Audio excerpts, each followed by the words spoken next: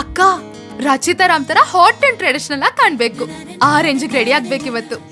ಆಕಾಶ್ ಮನೆಯವರು ತುಂಬಾ ಶ್ರೀಮಂತರಂತೆ. ಫ್ಯಾಮಿಲಿ ಜೊತೆಗೆ ನನ್ನ ನೋಡಕ್ ಬರ್ತಿದ್ದಾರೆ. ನನ್ನ ನೋಡ್ತಿದ್ದಾಗೆ ಫಿದಾ ಆಗ್ಬೇಕು.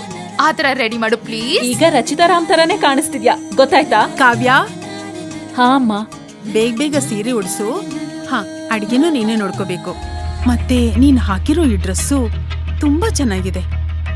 ಎಲ್ರ ಕಣ್ಣು ನಿನ್ ಮೇಲೆ ಇರುತ್ತೆ. ಹುಡುಗನ್ ಕಡೆಯವರು ಆರ್ತಿ ನೋಡಕ್ ಬರ್ತಿದಾರಲ್ವಾ? ನನಗ್ ಗೊತ್ತು, ಆರ್ತಿಗಿಂತ ನೀನೇ ದೊಡ್ಡೋಳು ಅಂತ. ಹಾಗ್ ನೋಡಕ್ ಹೋದ್ರೆ ನಿನ್ ಮದ್ವೆನೇ ಮೊದ್ಲು ಮಾಡ್ಬೇಕಿತ್ತು. ಆದ್ರೆ ನಿಂಗೆ ಗೊತ್ತಿದೆ ಅಲ್ವಾ, ನಾವ್ ಯಾಕೆ ನಿನಗಿಂತ ಮುಂಚೆ ಆರ್ತಿ ಮದ್ವೆ ಮಾಡ್ತಾ ಇದ್ದೀವಿ ಅಂತ. ಹಾಮ, ನನಗ್ ಗೊತ್ತು. ಇವತ್ತು ಆರ್ತಿ ದಿನ, ಅವಳು ಮಿಂಚ್ಬೇಕು. ನಾನ್ ಬೇರೆ ಬಟ್ಟೆ ಹಾಕೋತೀನಿ. ಮತ್ತೆ ಆರ್ತಿ ಈಗ ರೆಡಿ ಆಗಿದ್ದಾಳೆ.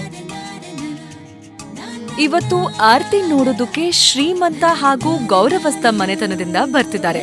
ಆದ್ರೆ ಕಾವ್ಯಗೆ ಅವ್ರನ್ನ ಭೇಟಿ ಮಾಡೋಕೆ ಪರ್ಮಿಷನ್ ಇರ್ಲಿಲ್ಲ. ಕಾವ್ಯ ಹಾಗೂ ಆರ್ತಿ ಅಕ್ಕ ತಂಗಿಯರಾಗಿದ್ರು, ಸ್ನೇಹಿತರ ಹಾಗಿದ್ದಾರೆ. ಕಾವ್ಯ ಆರ್ತಿಗೆ ಯಾವಾಗ್ಲೂ ತಾಯಿ ಪ್ರೀತಿ ಕೊಡ್ತಾಳೆ. ಆದ್ರೆ ಒಂದು ದೊಡ್ಡ ಕಾರಣದಿಂದ ಅವರಮ್ಮ ಕಾವ್ಯನ ಆರ್ತಿ ಮದ್ವೆಯಿಂದ ದೂರ ಇರೋದಕ್ಕೆ ಹೇಳಿದ್ರು.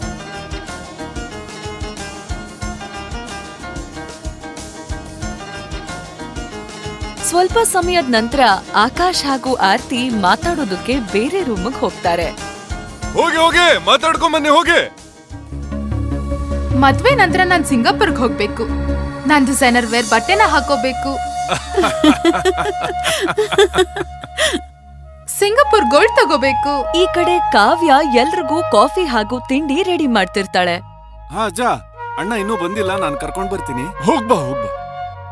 ಆಕಾಶ್ನ ತಮ್ಮ ಆದಿತ್ಯ ಆಕಾಶ್ನ ಹುಡುಕ್ತಾ ಬರುವಾಗ ಅಡ್ಗೆ ಮನೆಯಲ್ಲಿ ಕೆಲ್ಸ ಮಾಡ್ತಿದ್ದ ಕಾವ್ಯ ಅವನ್ ಕಣ್ಣಿಗ್ ಬೀಳ್ತಾಳೆ. ಆದಿತ್ಯ ಕಾವ್ಯ ನೋಡಿ ಇಂಪ್ರೆಸ್ ಆಗ್ತಾನೆ.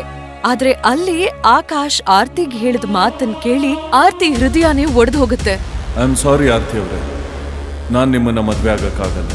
ಮನೆಯವರು ಆಕಾಶ್ ಹತ್ರ ಅವನ್ ಡಿಸಿಷನ್ಗೆ ಕಾರಣ ಕೇಳ್ತಿದ್ದಾಗ ಅಲ್ಲಿಗ್ ಬಂದ ಆದಿತ್ಯ ಎಂತ ಮಾತ್ ಹೇಳ್ದ ಅಂದ್ರೆ ಅದನ್ನ ಯಾರೂ ಕಲ್ಪನೆ ಕೂಡ ಮಾಡ್ಕೊಂಡಿರ್ಲಿಲ್ಲ. ಹಾಗಾದ್ರೆ ಆದಿತ್ಯ ಎಲ್ರ ಮುಂದೆ ಹೇಳಿದ್ದೇನು? ಆಕಾಶ್ ಆರ್ತಿನ ಮದ್ವೆ ಆಗೋದಕ್ಕೆ ಯಾಕೆ ಒಪ್ಲಿಲ್ಲ? ಅಷ್ಟಕ್ಕೂ ಕಾವ್ಯ ಆರ್ತಿ ಮದ್ವೆ ಆಗೋವ್ರನ್ನ ಮೀಟ್ ಮಾಡಿದ್ರೆ ಆಗೋ ಸಮಸ್ಯೆ ಆದ್ರೂ ಏನು?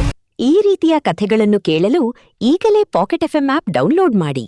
ಆಪ್ ಡೌನ್ಲೋಡ್ ಮಾಡಲು ಲಿಂಕ್ ಅನ್ನು ಡಿಸ್ಕ್ರಿಪ್ಷನ್ ಅಲ್ಲಿ ನೀಡಲಾಗಿದೆ.